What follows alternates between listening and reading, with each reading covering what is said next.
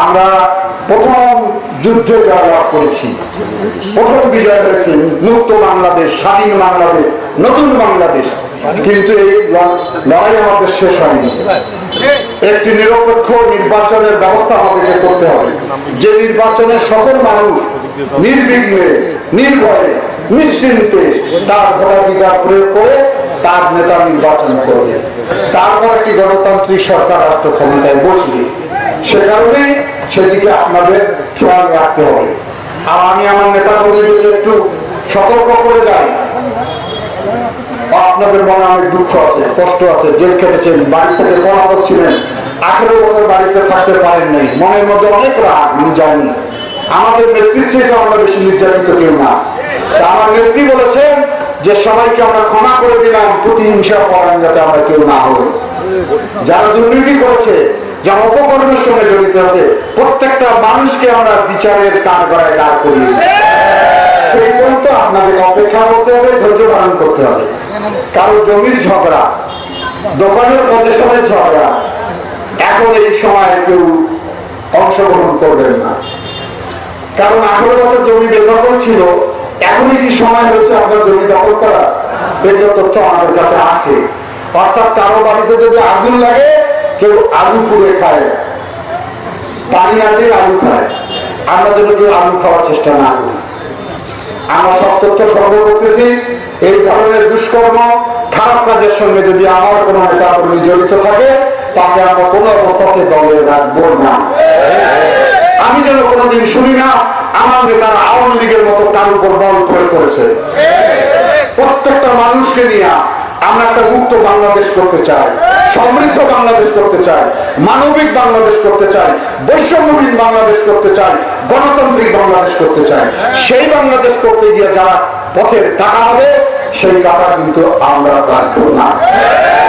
আমি সেই নিরাশ সহ যে হাজার হাজার ছাত্র জনতা বুকে রক্ত ঢেলে দিয়ে স্বৈর শাসন, নিষ্ঠুর সরকার, একটি দানবীয় সরকারের পতন ঘটিয়েছে যারা, তাদের বিদায় আপনার প্রতি গভীর শ্রদ্ধা জানাচ্ছি। আমি তাদেরকে স্যালুট করি। স্বাধীনতার উৎসব লগ্নে আমার পিতা সহ 30 লক্ষ মানুষ শাহাদাত বরণ করেছেন, তাদের আমরা চিরদিন স্মরণ করি। একইভাবে দ্বিতীয় স্বাধীনতা যারা শাহাদাত বরণ করেছেন মিরাজ সহ, বাংলাদেশ যতদিন থাকবে তাদেরকে জাতি বীর শ্রেষ্ঠ হিসাবে চিরদিন স্মরণ করবে। পৃথিবীর ইতিহাস ঘাটে দেখা যায় বিনা রক্তে কোন বিপ্লব সংগঠিত হয় না। আমরা দীর্ঘ 18 বছর যাবত এই জগদ্দল পাথরের বিরুদ্ধে লড়াই সংগ্রাম করে যাচ্ছিলাম। অনেকে হতাশ হয়ে গেছিলেন, অনেকে আমাকে বলতেন যে দুদু ভাই, শেখ হাসিনার লড়াই তার জীবদ্দশায় পতন ঘটবে না। তাদের ইমানি শক্তি দুর্বল ছিল। আমাদের বোন মহান আল্লাহ রয়েছে, যারা জানেন, যারা খুনি, আল্লাহ তাদেরকে সংশোধন হওয়ার জন্য বলে। যখন সংশোধন হয় না, তখন তার কুদরতি ক্ষমতায় তাকে ধ্বংস করে দেয়। নমরুদ ধ্বংস হয়েছে, ফেরাউন ধ্বংস হয়েছে, হাসিনা কি তার চেয়ে বড় শক্তিশালী? হাসিনাও ধ্বংস হয়েছে। কিন্তু সে কারণেই মনে রাখতে হবে, জুলুমবাজ যারা, যারা বল প্রয়োগ করে, যারা নাটক রচনা করে ভোটের নামে, দিনের ভোট রাতে করে যাওয়া, নিজেরা ভোট দেয় না, ভোট কেন্দ্রে কোনো লোক থাকে না, সমস্ত মানুষের অধিকার যারা ক্ষুণ্ণ করে, তাদের যে জনসমর্থন ছিল না, সেটি তার প্রমাণ হয়েছে। ছাত্ররা শুরু করেছিল, প্রতিদিন আপনারা যারা টেলিভিশন দেখেছেন, যারা ফেসবুক দেখেছেন, ইউটিউব দেখেছেন, দেখেছেন যে মানুষে মানুষে মানুষ সমস্ত জায়গায়, টেকনাফ থেকে তেঁতুলিয়া শুধু মানুষের মাথা মাথা ছিল। তার কারণ কি? এরা কি সব বিএনপি করে? এরা সব বিএনপি করে না। কারণ প্রত্যেকটা মানুষকে এই সরকার নির্যাতন করেছে। কাউকে মামলা দিয়েছে, কাউকে গুম করেছে, কাউকে বিনা বিচারে দীর্ঘদিন জেলখানে আটকিয়ে রেখেছে।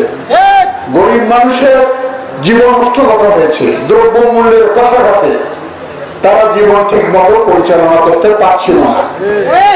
এ কারণে সমস্ত বাংলাদেশের মানুষ ক্ষোভে বিক্ষোভে ফেটে পড়েছিল, যার কারণে সরকারের এত চৌহদ্দির ভিতরে নিরাপত্তা ছিল, আনসার ছিল, বিজিবি ছিল, পুলিশ ছিল, র্যাব ছিল, বিজিবি ছিল, সর্বশেষ সেনাবাহিনী ছিল। রক্ষা হয়েছে? রক্ষা করতে পারেনি। শেখ হাসিনা মনে করেছিল এত নিরাপত্তা বেষ্টনীর ভিতরে আমি বসবাস করি, আমি কেন গদি ছেড়ে যাব।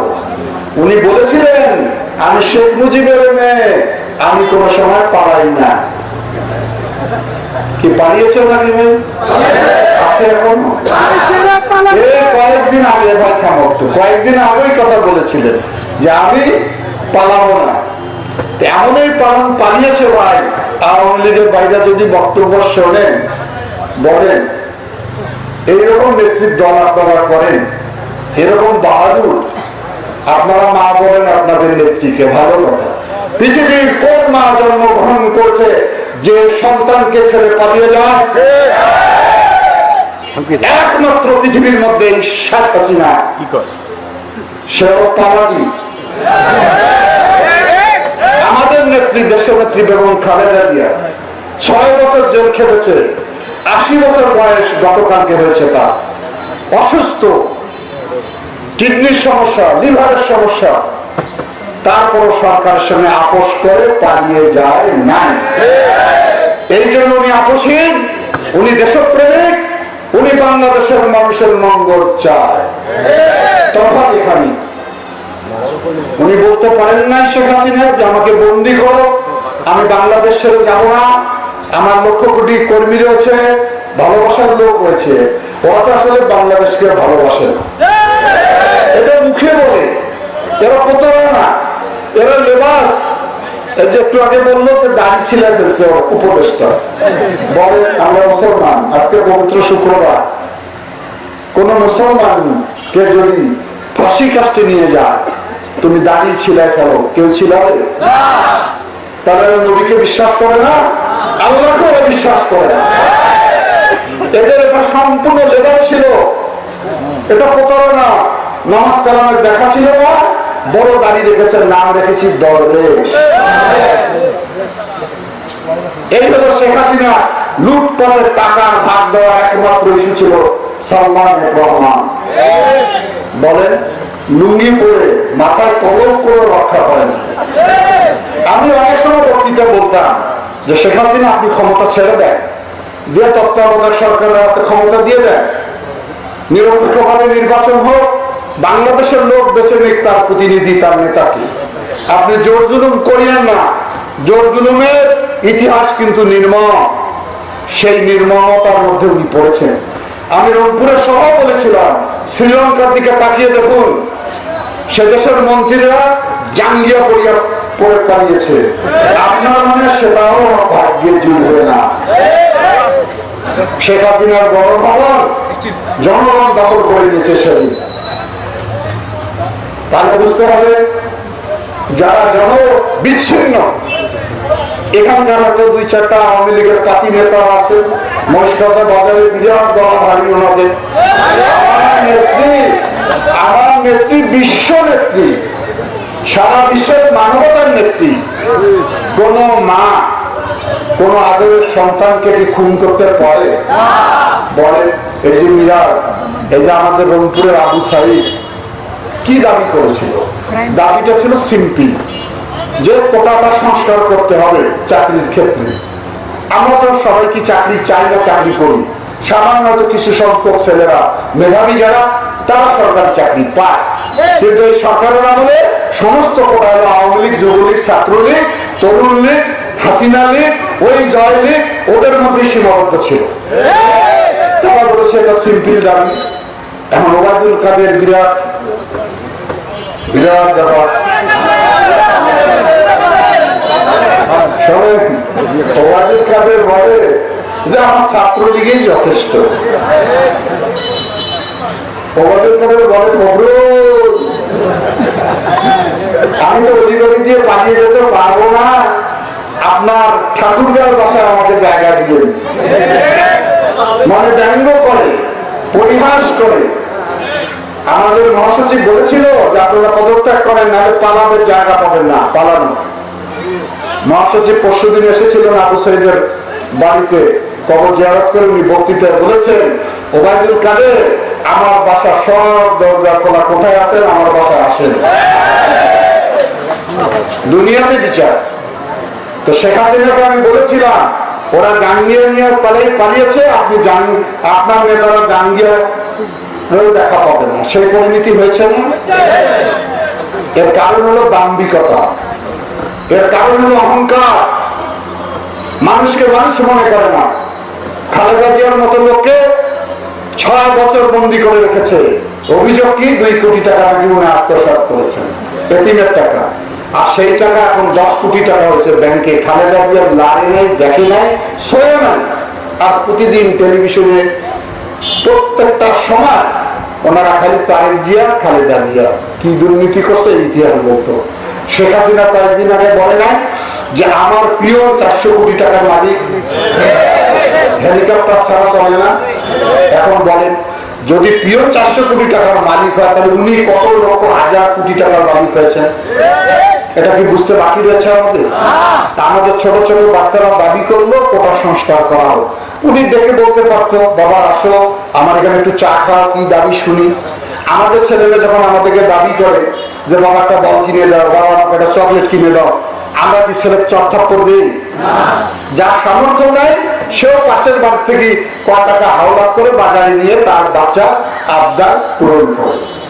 নিজে খায় না, মা কিন্তু বাচ্চাকে খাওয়ায়। এটি হলো সন্তানের সঙ্গে পিতা মাতার সম্পর্ক। এটা হলো শাশ্বত সম্পর্ক, এটা হলো ভালোবাসার প্রেমের সম্পর্ক। আর হাসিনা তুমি এমন খুনি জানেন, ওই সমস্ত নির্ভর ছোট্ট বাচ্চাদের স্কুলে পড়ে, কলেজে পড়ে, মেধাবী ছেলেদেরকে পাখির মতো করে গুলি করে, আর উনি গিয়া মেট্রো রেল ভাঙছে, সেটাতে গিয়া কান্না করে। কত বড় উনি মানবিক। আওয়ামী লীগের নেতা বলে উনি বিশ্বের মানবতা। এখন ভারতে জায়গা দিচ্ছে না, পৃথিবীতে কেউ হাসিনাকে নেয় না। অচল টাকা চলে ভাই, কেউ নিবে? পানের দোকানও তো নিবেন না। একটা পানের 5 টাকা দাম, 1000 টাকা অচল টাকা দিলে নিবে? তোমরা যদি কম যে না ভাই এটা তো 1000 টাকা, এটার দাম তো বেশি, ওটার কোনো দাম আছে? শেখ হাসিনা সারা বিশ্বে অচল হয়েছে, কেউ তাকে গ্রহণ করে না। কারণ তার দুর্নীতি, তার স্বৈর শাসন, বাংলাদেশের মানুষ গণ অভ্যুত্থান করে যাকে পরাজিত করেছে, তাকে আর বিশ্বের কেউ গ্রহণ করবে না। এবং নানান আলোচনা হয়েছে, নানান কথা হয়েছে। আজকে আর বেশি কথা বলি না।